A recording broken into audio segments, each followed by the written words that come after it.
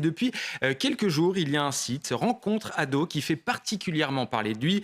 Cette page est dédiée aux adolescents, comme son nom l'indique, de 13 à 25 ans. Et malheureusement, elle permet aussi d'échanger librement, anonymement et parfois sans contrôle. Et donc avec des prédateurs sexuels. Certains d'entre eux en profitent pour communiquer avec des mineurs. Une situation qui inquiète et sur laquelle on va revenir avec Sophie Audugé qui est avec nous. Bonjour Sophie, merci beaucoup d'être avec nous. Bonjour. Alors, vous êtes délégué général de l'association SOS Éducation. Situation inquiétante. Pourquoi ce site, qui est a priori dangereux, hein, on peut voir certains messages assez dingues, pourquoi il est toujours en ligne, ce site? Alors en fait, si vous voulez, juridiquement, il n'y a pas moyen de faire fermer ce site, hein, puisqu'on ne peut pas empêcher un site de mettre en place des rencontres entre des personnes qui sont consentantes. Ce qu'il faut quand même rappeler, c'est que c'est un site qui est ancien, hein, il a 17 ans, ce site-là. On sait très bien, il y a eu des démonstrations et des infiltrations, notamment de certains journalistes, que c'est un site qui est très infiltré par des prédateurs. Malgré les remarques et les dénonciations qui ont été faites à de nombreuses reprises, eh bien, semble-t-il, nos politiques ne peuvent rien faire. Ce qui est très important, c'est effectivement d'informer les parents que les enfants qui vont sur ce site prennent des risques majeurs et qu'il convient évidemment pour les parents qui sont informés d'interdire leur enfant d'y aller parce que c'est le meilleur moyen de les protéger. Ce qui est important également, c'est que les adultes que nous sommes et notamment nos dirigeants, eh bien, on fasse un petit peu preuve d'intelligence et de pragmatisme. Ces sites-là, vous savez, à une certaine époque, on disait quand c'est gratuit, c'est toi le produit. Bon, faut bien comprendre que ce genre de sites, ce ne sont pas des sites qui sont faits par des professionnels de la santé des enfants. Ce ne sont pas des sites d'intérêt général ou d'utilité publique. Ils se fichent royalement du bien-être de vos enfants et de la santé psychique de vos enfants. L'objectif, c'est Alors, évidemment de faire de l'argent par je me la permets de publicité. rebondir sur la réaction des pouvoirs publics, puisqu'il y a eu un tweet, alors maintenant c'est un message sur X, puisque le réseau social a changé de nom, mais Mhm. de Jean-Noël Barrot, ministre délégué chargé du numérique, qui dit avoir saisi voilà, le procureur de la République. Et puis on rappelle qu'une autorisation parentale pour les moins de 15 ans est prévue, hein. Charlotte Cobel, secrétaire d'État à l'enfance, dit vouloir que le décret d'application de cette loi soit accéléré. Bon, la loi a été prise il y a maintenant un an, mais effectivement les autorités prennent le sujet très au sérieux. Et puis Google, hein, pour compléter un peu ce que vous dites, a supprimé aussi l'application sur les smartphones. Voilà, c'est tombé il y a quelques heures. 10 000 utilisateurs seulement, malheureusement, sur cette application pour 300 000 utilisateurs au total, puisque visiblement, c'est le site Internet qui est le plus fréquenté. C'est vrai qu'il y a énormément de signalements, 129, hein, ces dernières 48 heures. Vous parliez de la réaction des parents. Que doivent faire les parents quand effectivement ils apprennent que leur enfant est sur ce site Rencontre Ado et sur d'autres sites dangereux Alors, d'ailleurs? oui, voilà, j'allais vous dire que d'abord, c'est pas le seul. Je crois qu'il faut, mais bon, les parents sont de plus en plus au courant, hein, mais je pense qu'il faut le rappeler en permanence. Les enfants aujourd'hui sont des proies par les réseaux sociaux de toute nature, notamment des proies sexuelles.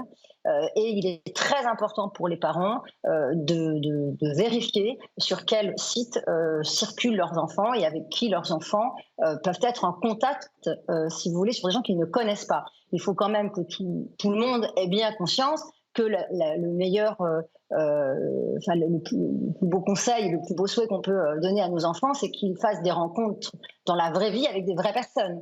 Les réseaux sociaux ne permettent pas de créer des relations interpersonnelles, ne permettent pas de créer des amitiés réelles et sincères. Et ce qui se passe sur les réseaux sociaux, il suffit d'y aller un petit peu, est absolument abominable, à la fois sur la manière dont les enfants se parlent entre eux, à la fois sur les sujets qui sont abordés, le langage qui est utilisé. Et il faut le dire aussi, hein, c'est que tout ça prend une dimension très différente à celle qu'on avait constatée il y a 17 ans quand ce site a été mis en place. C'est que nous sommes aujourd'hui dans une période d'hypersexualisation associée à une période d'hyperviolence. C'est-à-dire qu'ils ont bon jeu, nos politiques, de dire oui, on va faire des lois pour limiter à 15 ans. La réalité, c'est qu'ils sont incapables de les faire appliquer. Qu'on sait que la pornographie, la plupart des enfants y ont accès dès 8 ans, alors que normalement, ça devrait être interdit. Donc, je crois qu'il faut effectivement qu'on continue à faire des lois qui permettent de tenter de protéger, mais il faut surtout que les parents prennent le sujet à bras le corps et soient bien conscients que c'est eux et eux seuls qui pourront protéger leurs enfants. Alors on voit à l'antenne hein, et à l'image, vous ne les voyez pas, mais je vais vous les lire, quelques-uns des messages qui sont échangés hein, sur ce site rencontre ado, voilà, des messages assez crus, hein, on va pouvoir les voir à l'instant. Effectivement, tu as 25 ans, bon pour de vrai, non 35, on rappelle que le site est prévu pour les 13-25 ans, donc on voit qu'effectivement la personne est plus vieille. Voilà, parfois, voilà, je suis un homme qui cherche du sexe réel, des prestations tarifées, voilà, 150 € négociables, c'est ce que propose ce monsieur. Des messages comme ça, il y en a effectivement énormément. Quand on est victime, comment il faut réagir? Parce que c'est important aussi pour les adolescents qui nous regardent, si vous recevez ce genre de message, comment réagir? Déjà prévenir les parents, on l'imagine, mais est-ce qu'il y a des structures prévues pour cela? Rapidement. Écoutez, c'est très difficile. Oui, oui, c'est très difficile, on le voit bien. Hein, l'expérience qu'on a sur notamment ce site et d'autres, c'est que de faire des signalements sur les sites lui-même ne sert à rien, puisque de toute façon, juridiquement, ils ne sont pas attaquables. Alors, la solution, c'est de signaler le contact, hein, la personne qui a tenu ces propos-là. Le problème, c'est que c'est très difficile de remonter à la source. Donc, en fait, c'est des signalements qui n'aboutissent jamais. Voilà, donc je dirais que le meilleur moyen de protéger les enfants, c'est de leur interdire l'accès à ce genre de contenu pour les protéger d'eux-mêmes. C'est quand même le rôle des parents de protéger les enfants d'eux-mêmes. C'est pas simple, hein, on en a bien conscience, mais vous le verrez parce que malheureusement, je pense on va avoir des informations assez dures sur l'augmentation des abus sexuels sur mineurs, entre mineurs et notamment dans l'enceinte scolaire. Hein. On publiera très bientôt des chiffres assez dramatiques là-dessus.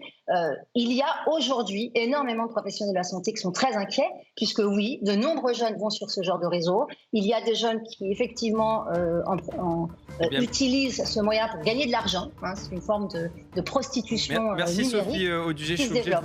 je suis obligé de vous Bien sûr. interrompre malheureusement parce que effectivement le temps file. Merci en tout cas délégué général de l'association SOS Éducation hein, d'avoir été avec nous.